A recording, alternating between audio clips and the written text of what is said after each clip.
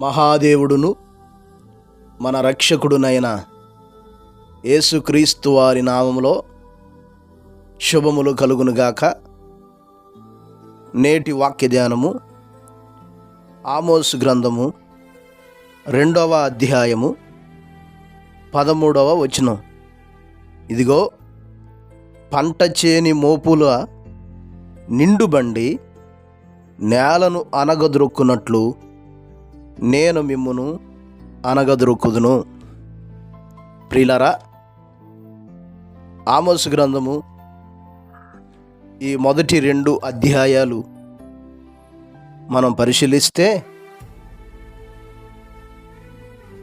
దమస్కును గూర్చి,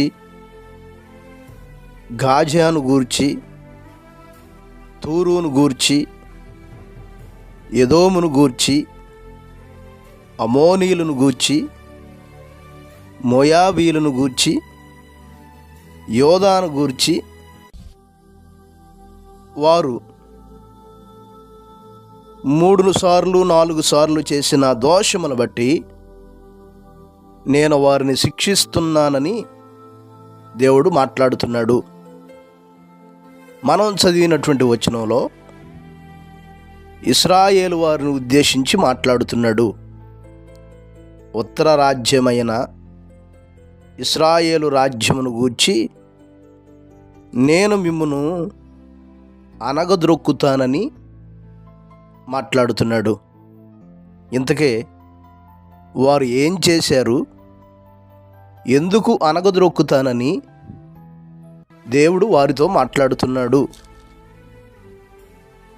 మనము 6వ వచనం నుంచి 16వ వచనం వరకున్న వాక్య భాగాన్ని పరిశీలన చేస్తే వారు దేవునికి విరోధంగా చేసినటువంటి దోషములు మనకు కనపడుతున్నాయి.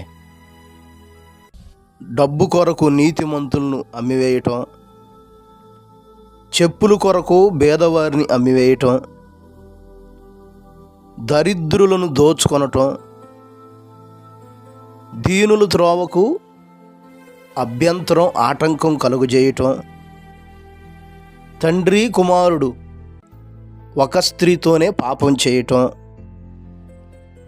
తాకట్టుగా ఉంచబడిన బట్టలను వారికి అప్పగింపక వాటిని పరుచుకొని బలిపీఠముల మీద పడుకొనటం, జుల్మానా సొమ్ముతో దేవుని మందిరంలోనే ద్రాక్షారసం పానం చేయటం, నాజీరులుగా వ్రతము చేయబడి ప్రత్యేకింపబడినటువంటి వారిని బలవంతంగా ద్రాక్షారసం త్రాగి ఉంచటం, ప్రవక్తలను ప్రవచింపవద్దని ఆజ్ఞ ఇచ్చి విరోధంగా తిరుగుబాటు చేసిన కారణం చేత నేను మిమ్మును అనగదొరుకుదును అని దేవుడు వారితో మాట్లాడుతున్నాడు. ప్రియులారా, ఈ మాటలు వింటున్నటువంటి మనము కూడా ఆలోచించవలసిన వారమై ఉన్నాం. మనము దేవుని పిల్లలమనుకుంటూ, దేవుని కొరకు జీవిస్తున్నామనుకుంటూ, ఆయన సన్నిధానంలో ఉన్నామనుకుంటూ, మన జీవితాల్లో కూడా దరిద్రులను దోచుకొనటం, పేదవారికి అన్యాయం చేయటం, దీనుల త్రోవకు అడ్డం కల్పించటం, అపవిత్రులుగా ఉండటం, త్రాగుబోతుల జీవితాన్ని కలిగి ఉండటం, ఇతరులకి పాపము చేయటానికి పురికొల్పుతూ, చెడును నేర్పుతూ, దేవుని మాటలకు లోబడకుండగా సేవకులకు, ప్రవక్తలకు తిరుగుబాటు చేసే జీవితం మన జీవితాల్లో ఉన్న మనము కూడా అనగదొరక్కబడుతాం. కనుక మనం ఎలాగున్నామో మన జీవితాలను పరిశీలించుకుందాం.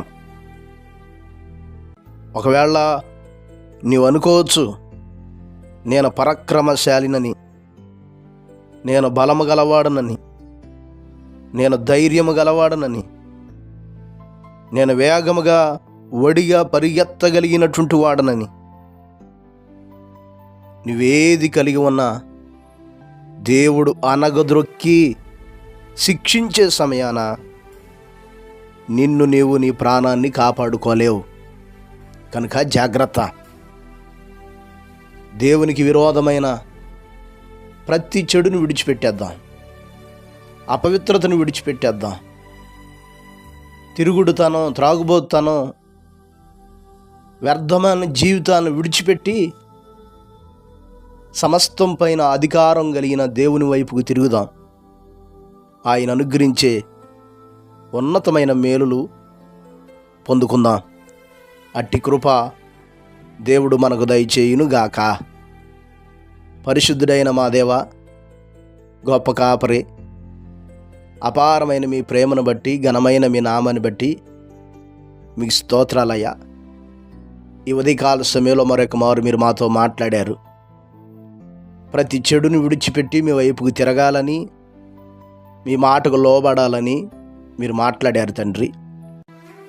ఈ మాటలు వీక్షిస్తున్న ప్రతి నీ బిడ్డను మీరు జ్ఞాపకం చేసుకొనండి అయ్యా.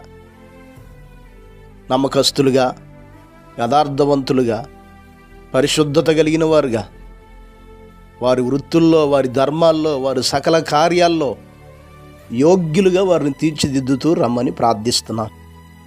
ఈరోజంతా మీ సన్నిధిని తోడుగా ఉంచి మీ కృపలతో ఆవరింపచేయమని యేసు నామమున అడిగి వేడుకొనుచున్నాము తండ్రి. ఆమేన్. ప్రభువు కృప మీకు తోడై ఉండునుగాక.